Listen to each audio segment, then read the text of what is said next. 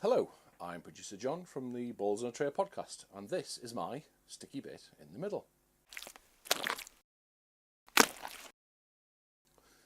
Firstly, if you listened to the Balls on a Tray podcast, the previous episode, all the way to the end, you might have heard something a little bit strange. I don't think I'm going to like that time I saw his penis. Again, that's like the time It's more hardcore than Sean.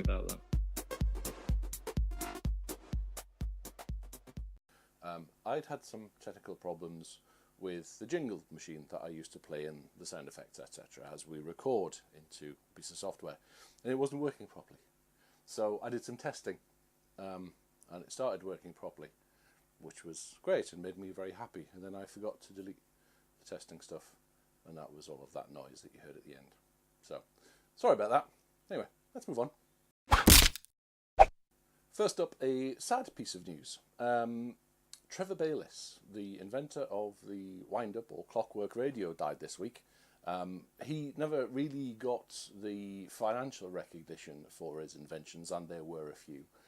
Clockwork radio he invented after seeing a report on AIDS and HIV spread in Africa and how information wasn't getting through to remote communities because they didn't have power and couldn't listen to the radio. So he went into his garage and he invented a wind-up radio. But they said the only way they could stop this dreadful disease killing so many people was through education and information, which could be best brought to them using radio. But there was a problem.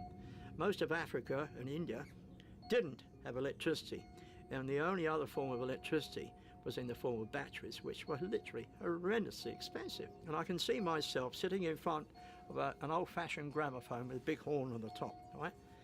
And I think to myself, hang on, if you can get all that noise by dragging a rusty nail around a piece of old Bakelite using a spring, surely there's enough power in that spring to drive a small dynamo, which in turn will drive a radio.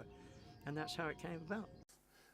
Died this week, really unfortunate. There are too few people like Mr. Bayliss around, so we salute you, sir. Rest in peace. If you are a Switch owner, you may have noticed that your game time has started evaporating. It seems, according to Scuttlebutt, that the game time recording date only recorded the day and month that you started playing a game and not the year. So if you play a game for more than a year, it basically just resets to 0. Nintendo are aware of the problem, and I quote, "Expect to have more information to share in the near future." So they're working hard on that then. It's going to be fixed, they're going to put something together, and it's got to be annoying if you've put several hundred hours into something fairly cool and all of a sudden all that evaporates.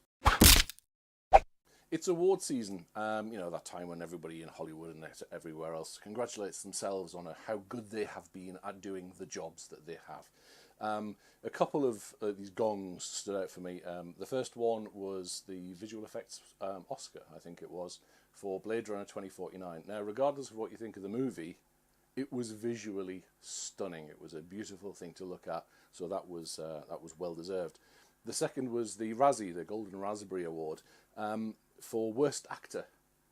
The Razzies, just in case you don't know, I'm not sure why you wouldn't, but just in case you don't, the Razzies are held at the same time as the Oscars, and they are the antithesis. They celebrate everything which is bad in movies, so worst movie, worst actor, all that kind of stuff. Worst actor went to... Worst actor finally goes to someone who's been nominated lots of times, tried, but never won, proving practice does make a perfect Razzie recipient. BuzzFeed.com fricasseed his performance for being absurdly underwhelming.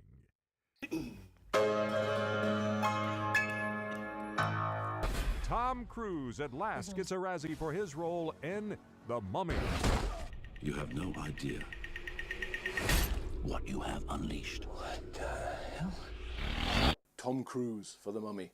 I watched The Mummy a couple of weeks ago.